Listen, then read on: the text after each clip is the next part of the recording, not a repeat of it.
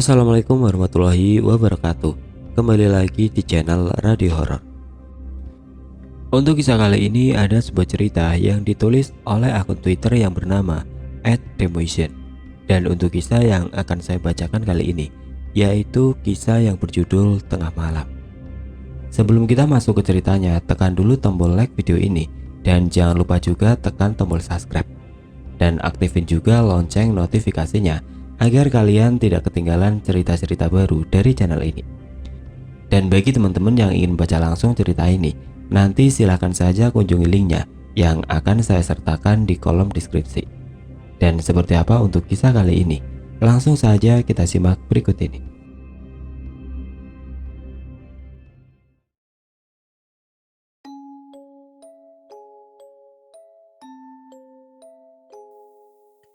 Terdengar hantaman yang begitu keras sekitar 100 meter di sebelah selatan minimarket yang buka selama 24 jam ini. Semua orang yang ada di sekitar diam tersontak kaget. Truk bermuatan pasir beradu kepala dengan sebuah mobil sedan hitam di samping jalan. Setelah sepersekian detik, barulah warga mulai lari berkerumun di tempat kejadian perkara.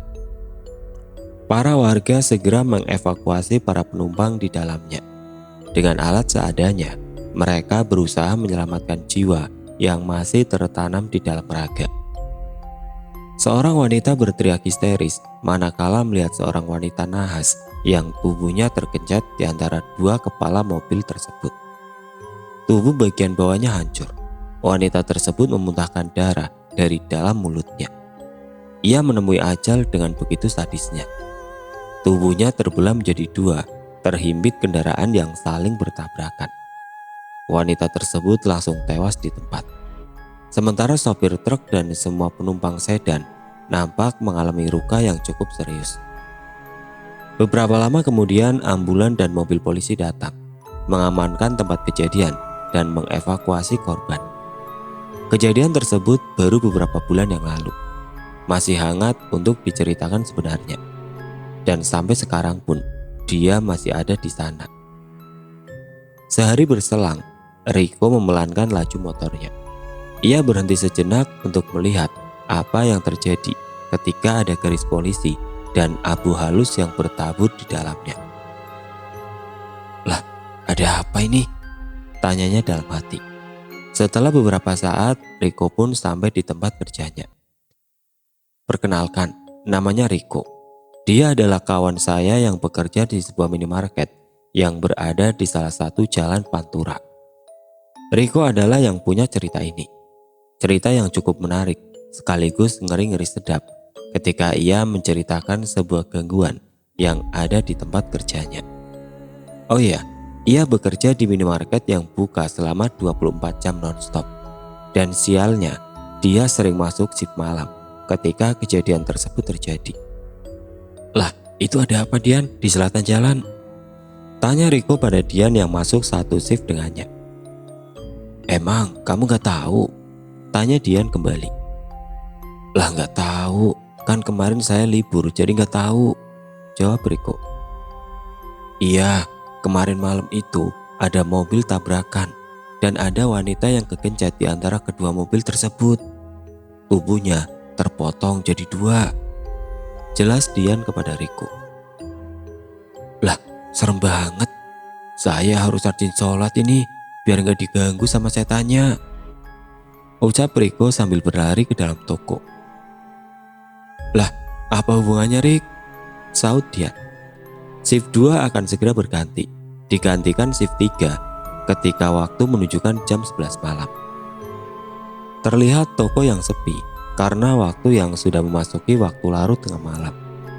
Sembari membereskan barang-barang yang dipajang, sesekali Riko melihat ke arah luar toko untuk memastikan bahwa tidak ada hal aneh yang mungkin terjadi. Entah kenapa malam ini jiwanya begitu tidak tenang. Riko gusar dan gelisah. Aneh, tidak seperti biasanya. Kenapa Rik kayak orang bingung? Tanya dia. Pertanyaan tersebut sontak membuat Riko terkaget. Apa Dik? Kamu itu ngagetin aja, saut Riko setengah kesal. Ya kamu gak jelas gitu, ucap Dian. Firasatku kok gak enak banget ya malam ini. Kayak mau ada apa gitu, ucap Riko pada Dian. Makanya jangan pakai perasaan, jawab Dian. Waktu terus beranjak, bergulir dengan pasti menuju malam yang kian sunyi. Syukurlah, ada beberapa orang yang datang ke toko untuk berbelanja. Terasa tidak terlalu sepi jadinya.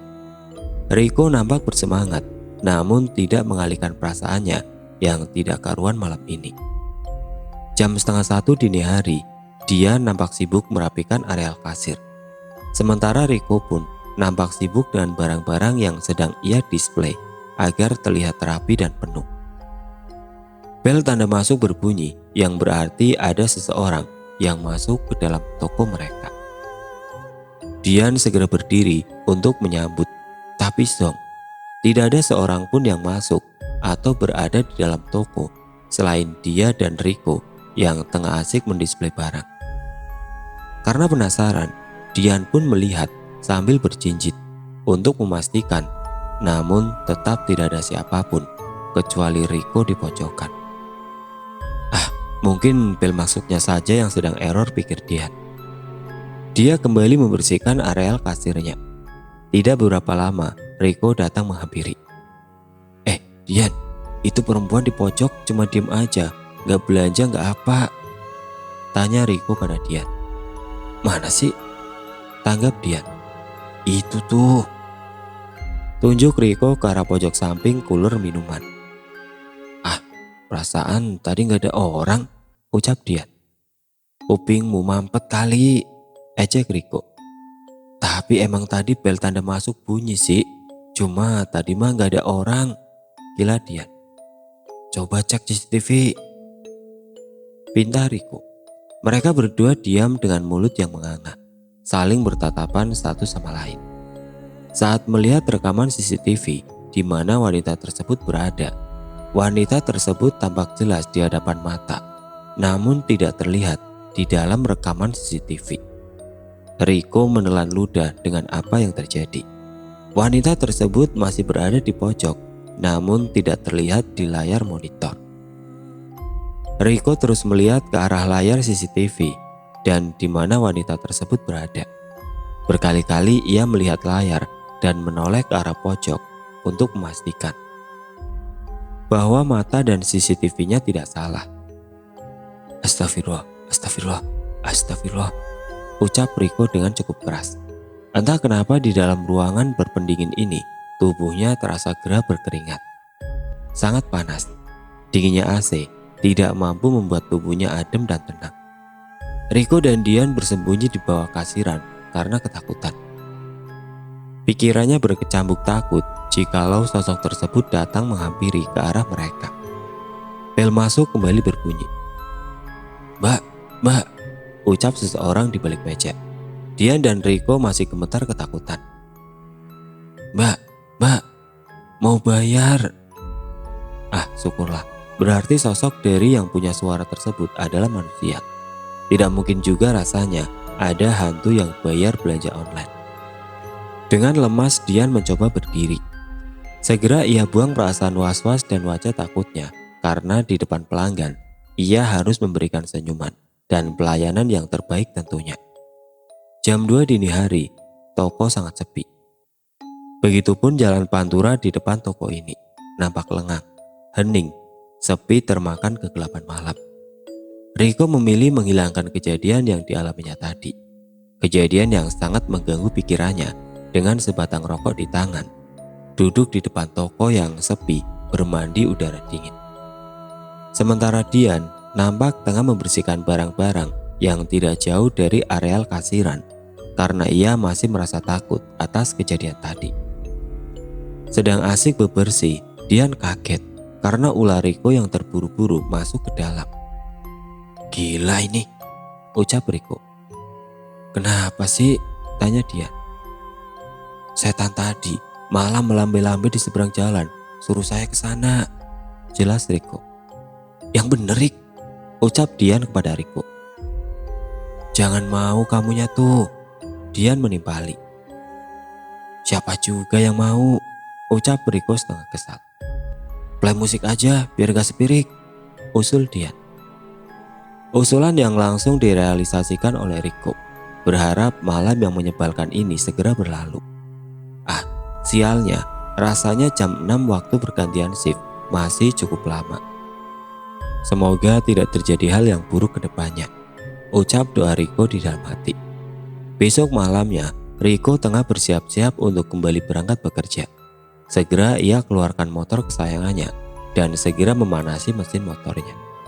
Saat sedang memanasi mesin motor, tercium aroma melati yang menusuk hidungnya. Tidak lama semerbak aroma tersebut berganti menjadi bau busuk yang mengganggu hidungnya. Riko sampai menutup hidungnya dengan kaos yang ia kenakan. Perasaannya menjadi sangat was-was dan tidak tenang. Ada apa ini?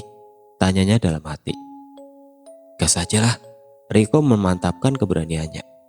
Di tengah perjalanan, Riko seringkali melihat ke arah belakang. Takut ada sesuatu yang ikut membonceng di motornya. Riko pun memundurkan duduknya hampir sepanjang jok motor yang ia kendarai, agar tidak ada yang ikut bonceng ataupun lebih menenangkan pikirannya. Sedang asik melaju, Riko merasa ada sebuah tangan yang memijat bahunya. Ia segera menarik gas motornya dalam-dalam. Ngebut kayak maling dikejar warga. Namun semakin lama semakin terasa. Kini tangan tersebut terasa ada di perutnya. Persis seperti ada yang ikut membonceng. Apa yang ia takutkan pun terjadi. Ia diikuti sesuatu yang tidak tahu itu apa dan apa tujuannya. Riko semakin menarik gas motornya dengan sangat cepat melaju, berharap sosok misterius tersebut jatuh atau hilang dari belakang dirinya. Saat berada di jalan yang ramai, barulah tangan tersebut hilang. Riko menjadi sedikit lebih tenang, namun tidak mengurangi kecepatan motornya. Berharap ia segera sampai di tempatnya bekerja. Di dalam helm full face-nya, Riko menangis ketakutan. Kenapa bisa? Pikirnya. Padahal selama ini ia tidak pernah sekalipun mendapat gangguan atau hal yang menyeramkan. Apa yang salah atau ada sesuatu apa pada dirinya? Riko bergulat dengan pikirannya sendiri. Malam kedua, semua nampak lancar dan berjalan seperti biasa. Pekerjaan yang membuat bosan, bertemu dengan orang-orang yang sama. Rutinitas yang sama setiap harinya begitu monoton. Riko sampai hafal dan bisa meramal apa yang terjadi esok lusa. Karena semua sama seperti kemarin.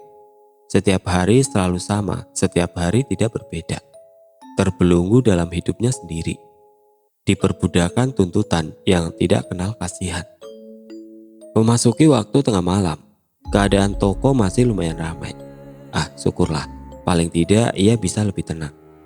Paling tidak si hantu tidak akan datang saat ramai seperti ini. Namun, semua tidak berlangsung lama. Waktu menunjukkan jam 12:30 dini hari. Toko kembali sepi. Musik Rik, pinta Dian. Riko pun segera menyetel musik untuk meramaikan suasana. Pet. Semua lampu mati. Komputer dan cooler pun mati, pertanda listrik padam atau sedang mati lampu. Dian dan Riko saling tunjuk untuk melihat ke depan, untuk memastikan apakah mati lampu atau ada yang konslet. Setelah melakukan switch, terpilihlah Riko yang harus mengecek keadaan. Riko memberanikan diri untuk mengecek. Dian yang merasa lebih ngeri dan takut kalau ditinggal sendirian, akhirnya ikut menyusul Riko.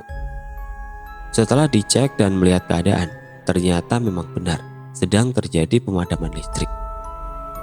Riko langsung menyalakan genset sebagai pembangkit listrik sementara agar tokonya tidak gelap. Lampu pun menyala kembali dengan energi dari mesin genset.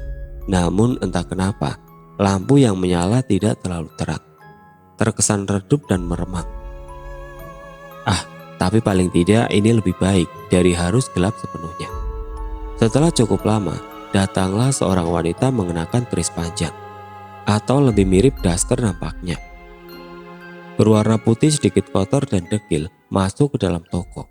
Namun anehnya, bel tanda masuk tidak berbunyi. Entah mati atau konslet karena listrik yang tadi padam. Pakaian yang ia kenakan pun nampak basah sehingga air masih menetes dari pakaiannya saat ia berjalan masuk. Wanita berambut hitam dan panjang, menunduk, tidak menampakkan wajahnya. Riko dan Dian nampak biasa karena konsumen mereka memang banyak yang seperti itu. Malam itu di dalam toko hanya ada Dian, Riko, ditambah satu pelanggan barusan. Terasa masih sepi tentunya. Belum lagi lampu yang redup, menambah kesan yang berbeda tentunya. Dari meja kasiran masih terlihat wanita tersebut hanya diam di antara selarak barang. Tidak bergerak sedikit pun. Riko menaruh curiga pada wanita tersebut. Jangan-jangan dia adalah penguntit yang mencuri barang. Riko berinisiatif untuk mendekati wanita tersebut untuk mengecek dan memastikan. Riko berpura-pura membereskan barang dan segera menuju ke arah wanita tersebut lewat samping rak. Sementara Dian berjaga di depan meja kasiran agar ketika wanita tersebut kepergok dan hendak lari, Dian bisa dengan mudah menghalanginya. Ketika sudah dekat, Riko pun merunduk sambil melangkahkan kakinya. Dan ketika tiba di mana wanita tersebut berada, Riko langsung diam mematung. Mulutnya mendadak keluh dan bisu. Riko sampai harus menggigit lidahnya agar ia bisa berteriak dan bergerak. Terlihat jelas di depan matanya, wanita tersebut hanya separuh badan. Hanya menyisakan bagian perut ke atas sampai kepala. Sementara kakinya tidak ada dan banyak darah yang ada di bawah sosok tersebut. Setelah berhasil bergerak, Riko langsung berteriak dan berlari. Sontak membuat Dian terkaget dan memandang ke arah wanita tersebut. Tiba-tiba, sosok wanita tersebut tertawa. Tawa yang khas seperti suara tertawa kuntilanak yang membuat Dian pun berlari keluar toko sambil berteriak ketakutan. Sementara Riko berlari ke arah dalam gudang. Sial bagi Dian, tidak ada seorang pun yang bisa ia mintai tolong karena waktu yang sudah masuk dini hari. Dian berhenti berlari. Dengan nafas yang tergopoh-gopoh, Dian mencoba menenangkan pikirannya. Hari apa ini? Pikirnya begitu sial akhir-akhir ini. Sementara Riko berjongkok di pojokan gudang, menahan rasa takut dengan keringat yang terus mengalir dari kening. Mas, Mbak, terdengar suara wanita dari dalam toko. Riko terkaget. Mas, Mbak, halo. Kembali terdengar suara wanita dari dalam toko. Riko melangkah perlahan. Glubruk. Kardus di belakang Riko tiba-tiba terjatuh yang membuat Riko berlari menuju ke depan. Dilihatnya di depan, ternyata ada seorang wanita dan seorang anaknya yang ingin membayar belanjaannya. Ah, syukurlah, rupanya itu adalah manusia.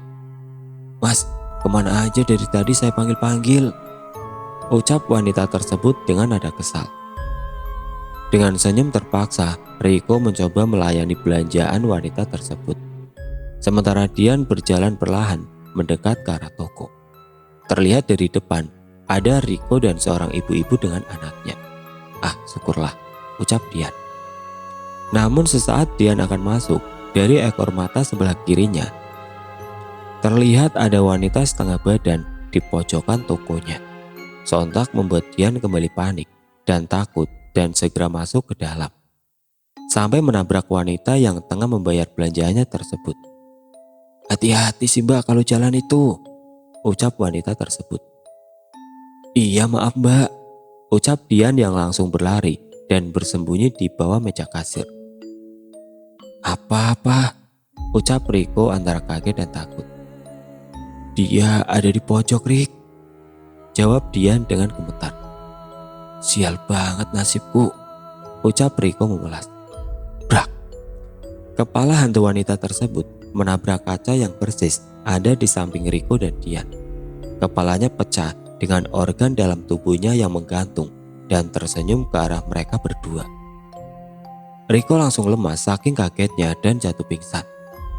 Sementara Dian segera membaca ayat-ayat kitab suci yang ia bisa. Terdengar cukup keras bacaannya.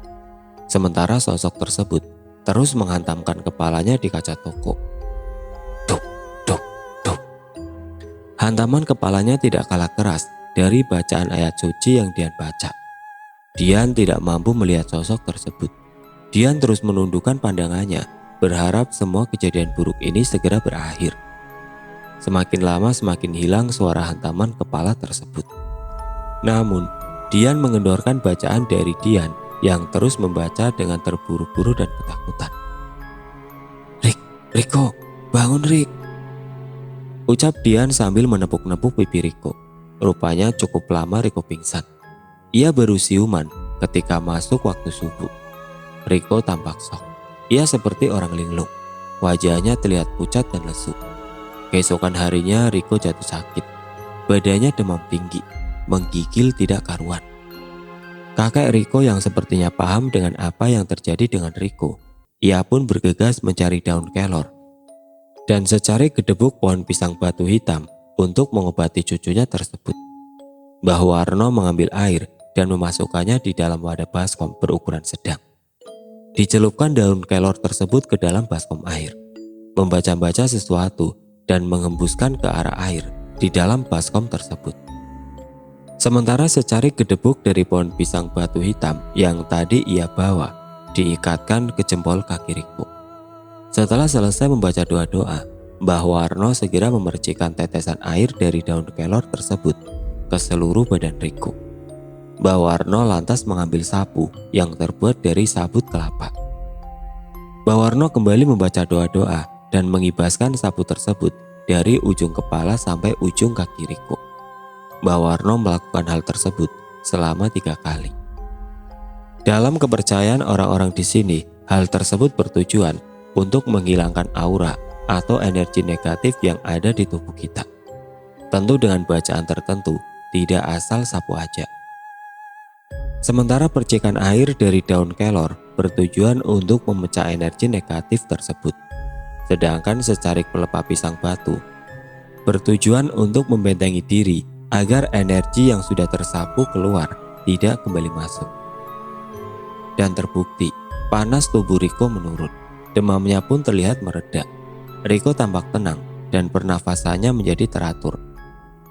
2 hari kemudian, setelah Riko sembuh, ia meminta kepada atasannya agar ia dipindahkan tempat kerjanya. Atau jika tidak, ia lebih memilih resign dari kerjaannya tersebut. Dan untunglah, sang atasan memindahkan Riko ke toko yang lebih dekat dari rumahnya. Dian pun melakukan hal yang sama. Namun sayang, Dian harus menunggu sebulan lagi agar dirinya bisa dipindahkan ke toko yang baru. Sial untuk Dian. Hingga saat ini areal di sekitar tempat kecelakaan tersebut menjadi jalan yang dihindari warga sekitar maupun pedagang yang ada di sekitaran tempat tersebut karena terdengar desas-desus banyak warga yang sering diganggu maupun ditampakkan sesosok dari hantu wanita setengah badan tersebut. Terlalu banyak cerita menyeramkan di sekitar tempat tersebut. Sebenarnya sudah dilakukan pembersihan dengan cara doa bersama maupun pengusiran dari orang-orang yang mengerti akan dunia gaib. Namun tetap saja sang hantu tetap kembali ke tempat tersebut. Banyak lagi cerita dari Dian yang harus menunggu sebulan sebelum kepindahannya. Cerita yang membuat saya justru penasaran dan kemarin sempat melakukan eksplorasi ke tempat kejadian. Namun hasilnya nihil. 2 hari penelusuran dan pembuktian bersama Dian dan kawan saya, hasilnya tetap tidak ada. Namun ternyata dia malah ikut ke rumah saya. Menunjukkan wajah dan rupanya yang hancur, mengambang di samping jendela kamar saya. Gangguan yang ada dan yang saya alami, namun semua harus saya selesaikan. Tidak baik rasanya memulai sesuatu tanpa harus menyelesaikannya. Toh saya punya iman dan kesempurnaan sebagai manusia yang lebih sempurna dari makhluk lainnya. Jangan takut, ketakutan hanya akan melemahkanmu.